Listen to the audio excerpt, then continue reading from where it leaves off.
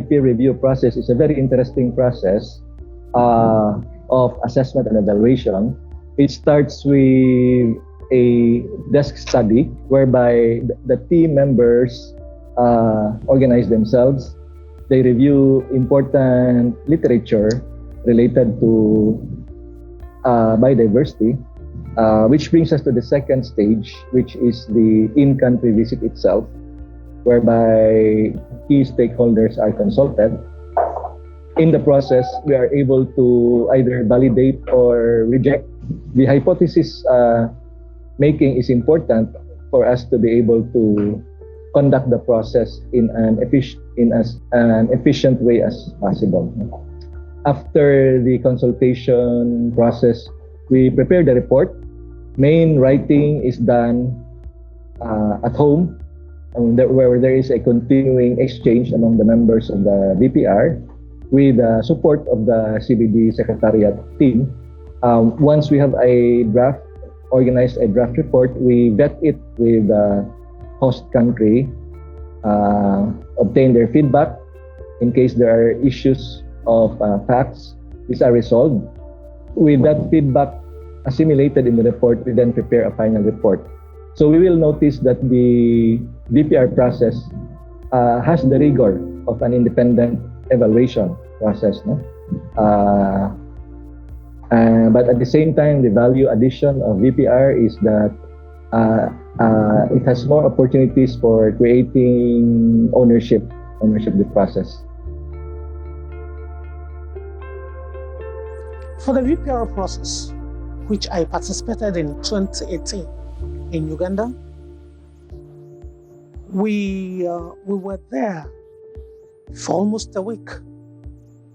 And courts of GBF were able to galvanize all the necessary stakeholders, relevant stakeholders, in getting the views and the direct feedback from the people themselves, so as to know how best to navigate about developing their MBSAPs and their national reports.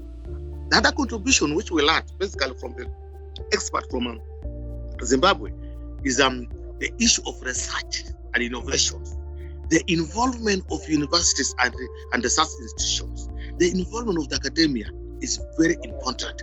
Much as we had involved academia in our process for the NBSAP, but we realized that practically there was little was being done in terms of what we call the promotion of science policy interface, which is one of the key framework areas in the negotiations at COP level.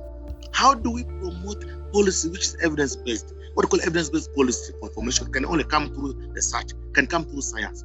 So we got a lot from the expert from Zimbabwe so that we can have some research funds specifically to look at how we can deliver, how we can leverage the NBSAP through research programs with the university.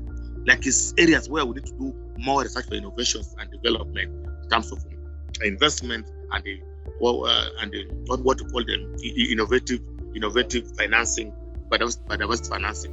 So we learned a lot of lessons in that area, and to us, so are some of the contribution that we got from the process. The VPR process, the one thing is that there's the sense of accountability and transparency. I think from the methodological point of view, the methodological framework for VPR is a premise to all focus on the issue of being accountable and transparent. Is that we should be able to be sincere and account for what we planned for in the NBSAP and what we're implementing. And we should be able to tell the team or to tell the team of reviewers or ourselves where we have failed and why we have failed and how we can correct the failures in the future, and why we have succeeded and how we can sustain the factors of success. To me, that's in the approach is a very good approach, and I think I even took it for negotiations when we were falling. In my country, Nigeria, we took that message. In fact, I was challenged. After my experience in Uganda during the process, I was challenged that a whole lot has to be done in Africa generally, especially my country, Nigeria. Because as it stands today, I'm even not very much comfortable to say that, but the truth must be told that Uganda is the first African country that has been reviewed through voluntary peer review process. And that challenged me to bring the message home. I interacted with the Ministry of Environment in my country, recommending that such should be replicated in Nigeria because there are so many benefits attached to voluntary peer review process. You have to learn a lot, adjust to the system, let your people know down to the grassroots why it is important for us to be nature positive in our actions. Because in Uganda, I was so surprised. It appears that everybody is speaking biodiversity. So much awareness was generated through this voluntary peer review process. Our capacity has been built to do the next NBSAP better. That's in summary. Because now we can understand, we are able to understand from the recommendations, we are able to understand where we had not done much. For example, in terms of mainstreaming effectiveness, the current NBSAP does not clearly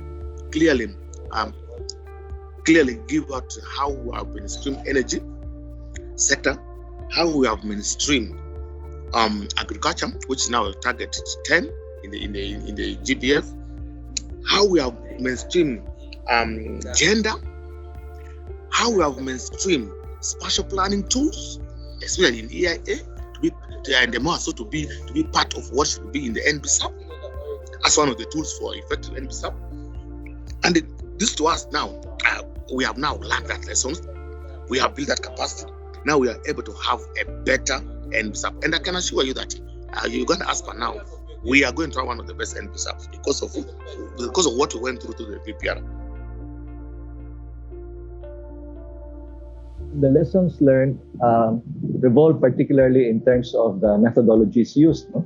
One effective methodology that we've used was to do due diligence pre-visit desk review, whereby the team met for several evenings actually, over Zoom to discuss the context, to understand the scope of the NBSAP, the history, the evolution of the NBSAP, and even touched a little bit about the political economy and did a little bit of the stakeholder analysis to get really a perspective, the context before we set foot on the country. So that's one method that was important. The other one is the team building.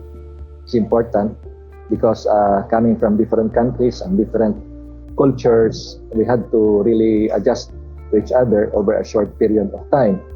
And the pre-visit interaction was very helpful. The lessons learned, one is that there should be political will. Political commitment is very important. With that political will, we cannot have effective mainstreaming. Okay? With that political commitment, we cannot have what we call mainstreaming across sectors, the economy, and society. Because the National Development Plan should integrate NBSAP targets. Okay? And the NBSAP targets cannot be integrated into the National Development Plan if the minister is responsible, if the politicians, if the local governments are not fully involved. So involvement of the local leadership, involvement of the government, of the political leaders is very important, and that gives political ownership. Planning and the budgeting in most countries is owned by the leaders. Much as it is manufactured by the technocrats, but the leaders must own them. And so there's no way we are going to have an NBSAP which is effectively implemented through planning and the financing without that political ownership. I was imagining that with this new framework, countries, especially developing countries like ours, need to really accelerate very well. That's not much time left to shorten the learning curve about this, because if we do the same act as before, if you recall, the AHE target took a lot of time to take off. There was a lot of drag in the first several years, and it was only in the early part of the last decade where it really took off. In fact, some countries are still just in the middle of their IT targets. And here we have now this global framework. So I believe the VPR would be one way to help countries shorten their learning curves on how to design and implement their respective NBSAPs under the new framework. And the reason why it will help shorten the learning curve is that the process allows stakeholder countries to, with the help of peers, to understand where they are strong, where they were weak, to know where they can improve. And these are things that they can do quickly in an atmosphere of constructive criticism, which is provided by the VPR process. So I guess the key word really is the learning curve in biodiversity. The VPR will really hasten it. If this is done systematically and with as many countries as possible, with peers helping peers, I would imagine it will really be good. I can imagine within Southeast Asia, where my country belongs, Filipinos helping Indonesians, Malaysians, and vice versa, and the Cambodians are helping the Laotians, and vice versa again. There'll be a lot of progress to help implement the framework. The other one is mindset. That's now the lessons I've learned. Mindset change is very important. Okay, this is from both leaders and local people. If we cannot have a mindset change to accept and mainstream biodiversity across sectors, across economy, across society, then we cannot succeed. And that's why even the GBF awareness is one of the enabling elements in effective implementation of GBF. Awareness, education, communication, technical cooperation, all those are capacity building elements. So capacity building is not only about having trained scientists, but it's about having a mindset that has changed, which is positive through awareness, through education, and through other knowledge transfer mechanisms.